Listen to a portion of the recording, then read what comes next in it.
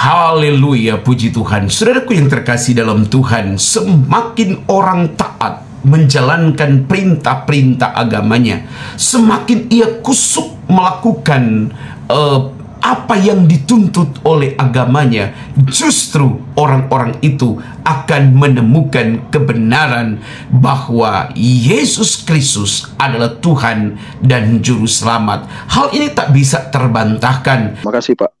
Ya, puji Tuhan. Salam sejahtera buat kita semuanya.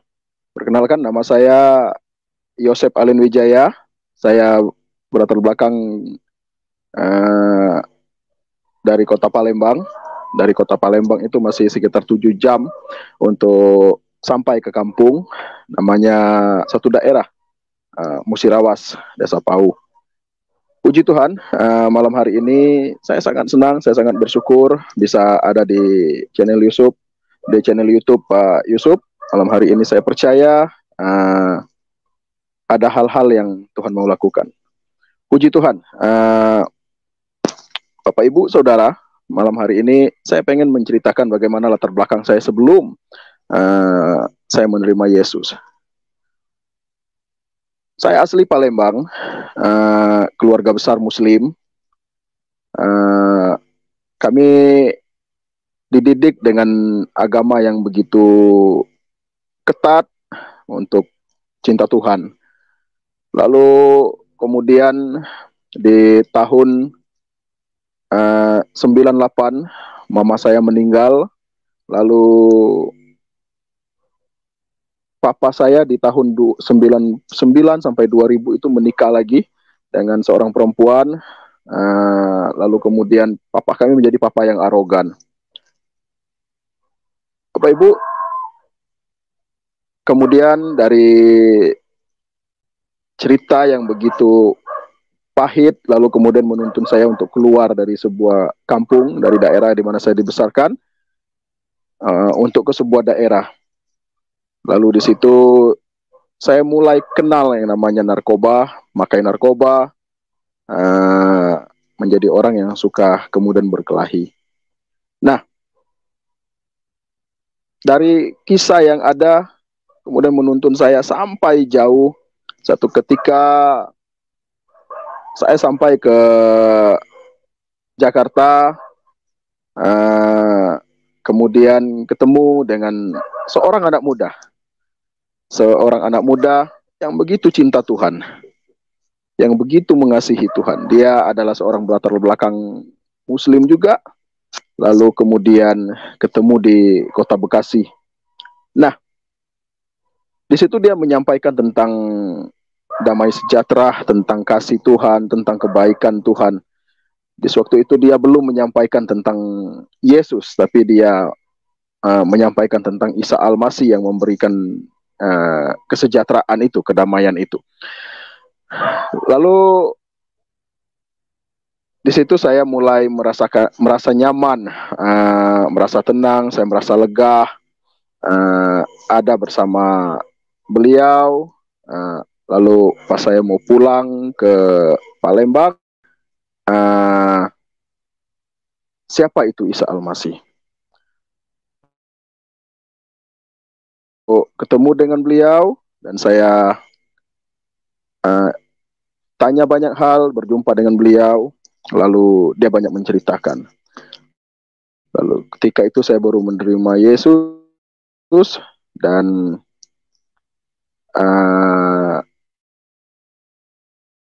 puji Tuhan dengan berjalannya waktu saya mengikuti sebuah pendidikan yang singkat dan sampai hari ini puji Tuhan hidup yang tidaklah gampang untuk mengikuti Yesus. Ada salib yang harus dipikul, gitu. Nah, sebelum jauh saya menceritakan, saya kembali kepada latar belakang yang ada. Papa kami adalah papa yang sangat penyayang. Papa kami adalah papa yang sangat mengasihi. Papa kami adalah papa yang sangat bijak untuk mendidiki anak-anak. Saya anak pertama dari istri kedua. Dari istri pertama ada anak 7, istri kedua itu mama saya itu istrinya ada 3, dan saya ada kami semua ada 10 saudara, dan anak pertama dari istri kedua, gitu. Jadi tadi saya sudah sampaikan di tahun 99 mama saya meninggal, diponis oleh dokter tumor ganas. Mama mengalami operasi, lalu kemudian pulang dan ke rumah, lalu mesti balik lagi beberapa bulan kemudian untuk ke rumah sakit untuk diponis dirawat kembali sampai mama meninggal. Nah, setelah mama meninggal itu kami kehilangan sebuah kasih sayang. Kami mengalami sebuah tekanan yang kemudian membuat kami nggak nyaman. Datang menikah sama papa, punya anak 1. Di situ membuat kami tertekan, saya sama saudara, saya sama adik, lalu kemudian kami mulai merantau ke sebuah daerah, ke kota, namanya Kota Jambi, di Sumatera. Di situ mulai kena narkoba, dan jujur saudara, saya sempat dibesarkan oleh perempuan-perempuan malam di situ. Mulai kenal narkoba, mulai kenal ganja, akhirnya tidak cukup sampai di situ. Akhirnya sempat jual narkoba, namun kemudian Tuhan rubah semuanya. Dan saya adalah orang yang sering berkelahi dulu. Kalau saya kasih lihat muka, ini bekas golok semua. Jadi banyak hal di latar belakang yang kemudian di masa lalu. Nah, saya mau ceritakan di sini. Setelah di dalam Yesus, kemudian diterima Yesus, kemudian jujur saudara, saya boleh dibilang dibuang oleh keluarga. Saya tidak ditanya, saya tidak ditelepon, bahkan peduli, gitu. Keluarga tidak mau peduli dengan di mana keberadaan saya. Lalu setelah saya selesai mengikuti studi, selesai mengikuti sekolah, saya mesti pulang ke kampung untuk ketemu dengan orang tua. Karena waktu itu orang tua sakit, papa, jadi mesti pulang. 2 hari saya pulang, lalu kemudian saya balik ke Jakarta karena kerja, gitu. Nah, saudara, jujur, itu yang saya dapatkan pertama jujur dari beberapa keluarga. Saya dibilang kafir lah, saya dibilang haram, anak yang tidak mau tunduk dengan apa yang disampaikan oleh beberapa keluarga. Bahkan ada kakak sepupu yang bilang kalau saya, lalu di 2011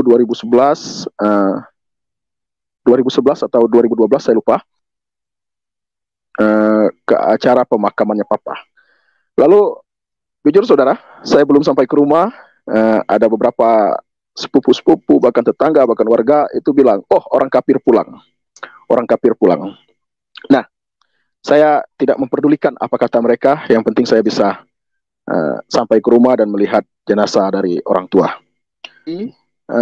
Saya di sana, lalu saya mau pulang ke Jakarta. Nah, mau pulang ke Jakarta itu saya sempat duduk dengan keluarga. Kakak cuman bilang begini. Dia cuma nyanyi, jangan ditanya kemana engkau pergi. Artinya saya dibuang. Dan saya tidak pernah tanya mereka, dan mereka pun tidak pernah tanya tentang keberadaan saya. Lalu seketika sampai ke Jakarta, saya mesti pindah dari Jakarta untuk ada di Toraja. Lalu tantangan yang saya alami tidaklah segampang yang apa yang saya bayangkan untuk menyikapi hal ini. Baik dari keluarga, baik dari dunia pelayanan, baik dari tetangga, gitu. Jadi banyak hal, tantangan-tantangan yang mesti kami pikul. Tapi kemudian dengan tantangan-tantangan yang ada, saya bisa kuat, kami bisa kuat. Karena saya percaya kekuatan yang saya alami, kekuatan yang saya dapat, itu berasalnya daripada Yesus. Yesus Juru Selamat, Tuhan yang mampu memberi kekuatan, yang melihat anak-anaknya untuk sanggup melewati tantangan-tantangan. Dan sampai hari ini pun tantangan itu masih ada. Tantangan itu masih ada. Tantangan itu masih ada. Karena banyak orang berpikir kalau masuk Kristen itu dibayar. Gitu. Kalau dari Muslim masuk Kristen mesti dibayar. Saya mau kasih tahu di channel ini.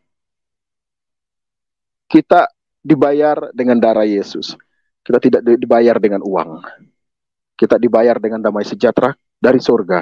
Kita dibayar oleh nyawa Yesus itu sendiri. Saya bersyukur setelah saya dalam Yesus, saya merasa damai sejahtera.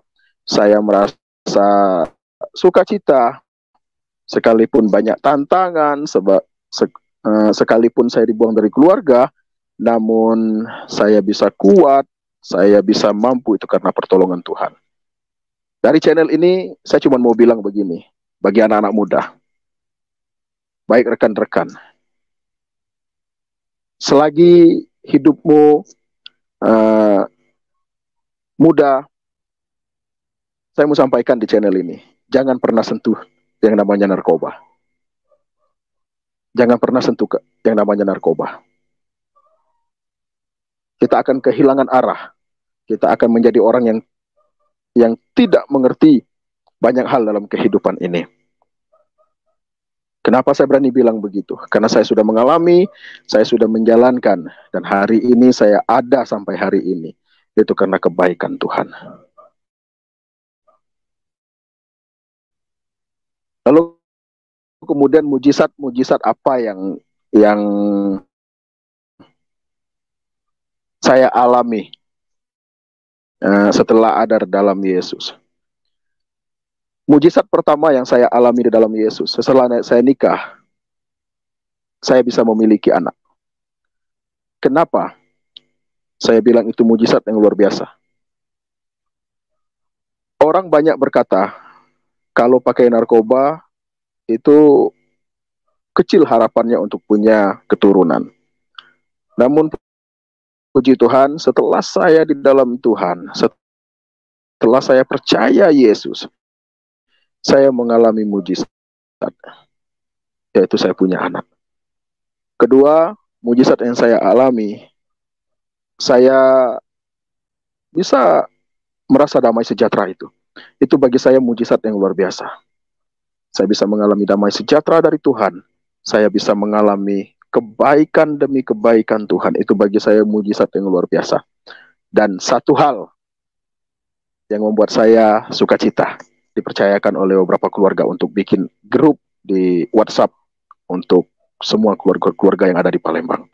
Nah, hal ini kemudian membuat saya sebuah sukacita. Setelah saya taat, setelah saya setia, begitu setia sekalipun tantangan banyak, namun saya percaya keluarga akan dipulihkan. Namun hari ini keluarga dipulihkan, keluarga sudah mulai sedikit membuka hati untuk menerima keadaan saya yang ada sekarang.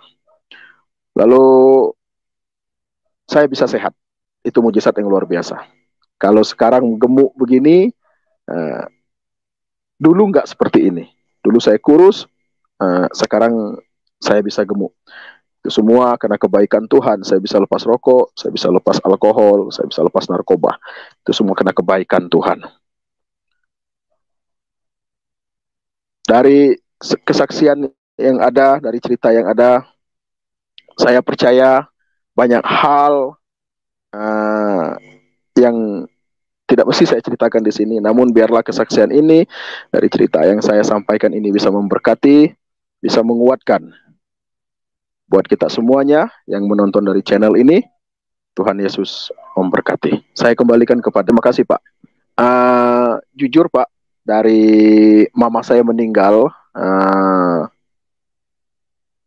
dan Papa menikah lagi, kami kehilangan kasih sayang itu, Pak.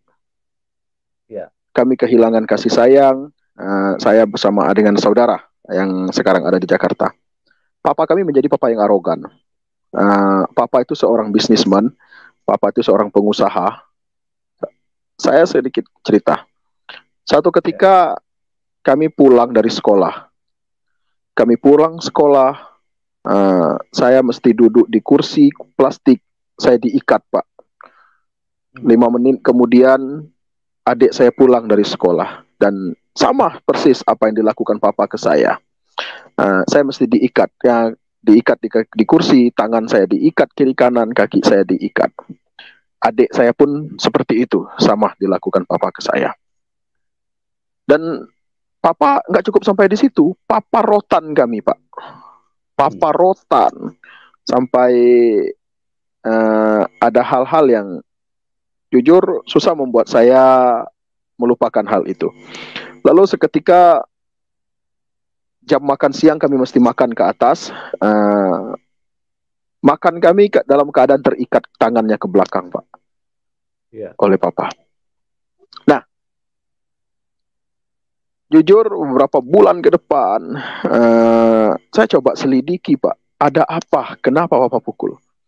Ternyata karena Papa itu pengusaha, Papa itu ada buka usaha warung, ternyata ada uang yang hilang di dalam laci.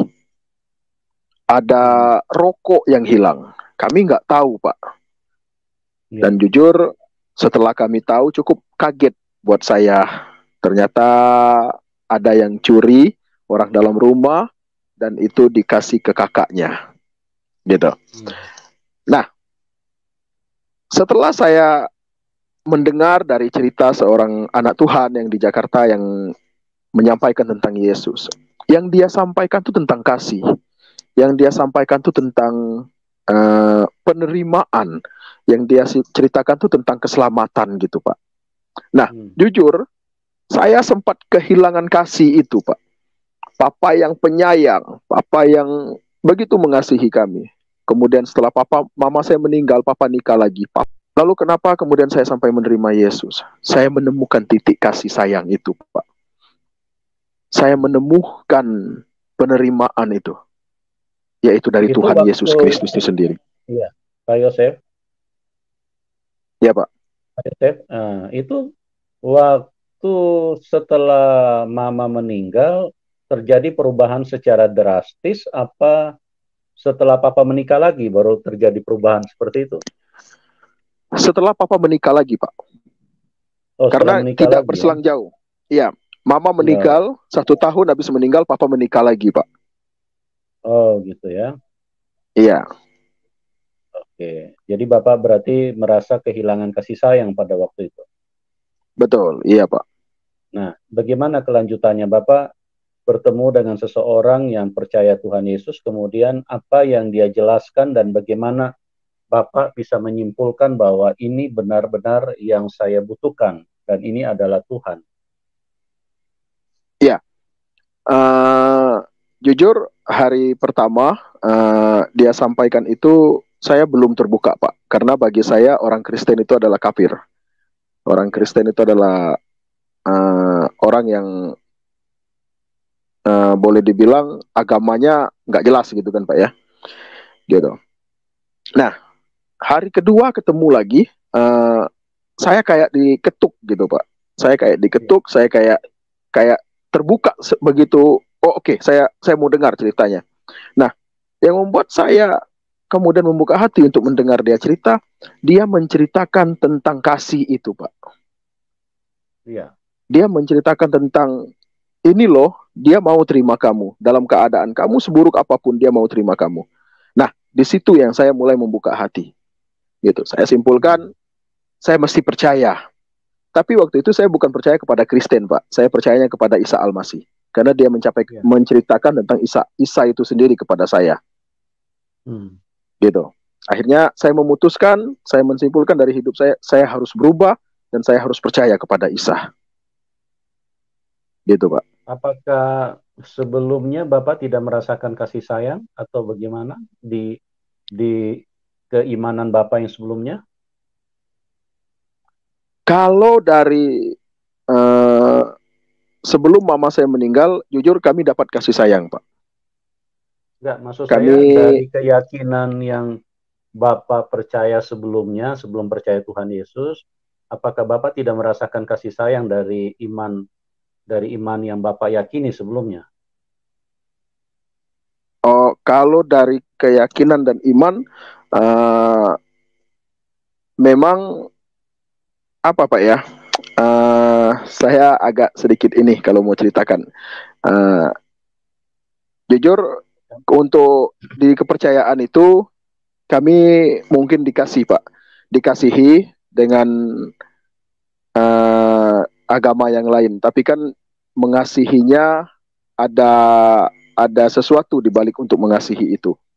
Mungkin karena papa seorang pengusaha, jadi cara orang mengasihinya bukan karena mengasihi karena tulus, tapi mengasihi karena ada sesuatu, gitu. Yeah.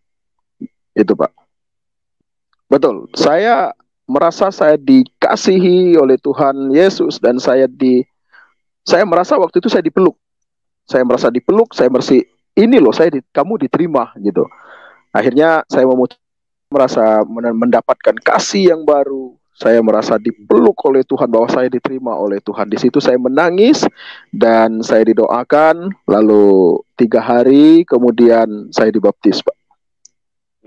Dari kesaksian yang baru saja kita dengar tadi telah menggambarkan kepada kita dengan jelas bahwa memang semakin orang belajar tentang Tuhan, maka orang itu akan menemukan Tuhan yang benar. Karena Tuhan yang benar akan berkenan memperkenalkan dirinya kepada siapa saja yang mau mencari Dia dan rindu akan Dia. Saudaraku yang terkasih dalam Tuhan, saya percaya kalau Sumatera dilawat oleh pertobatan jiwa-jiwa, atau kata bahasa yang paling familiar adalah murtadin melanda Sumatera, maka saya percaya murtadin atau pertobatan besar akan melanda kota-kota di mana saudara tinggal atau saudara berada. Doakan terus kota-kota itu, doakan terus tempat di mana saudara tinggal, karena pertobatan sedang merajalela dan melanda Indonesia bagi kemuliaan Tuhan. Puji Tuhan. Bagikan tayangan-tayangan kami kepada sekalian banyak orang supaya mereka juga diberkati oleh Tuhan. Dan sampai berjumpa lagi dalam program acara kami selanjutnya. Tuhan Yesus memberkati. Shalom. Haleluya. Haleluya. Amin.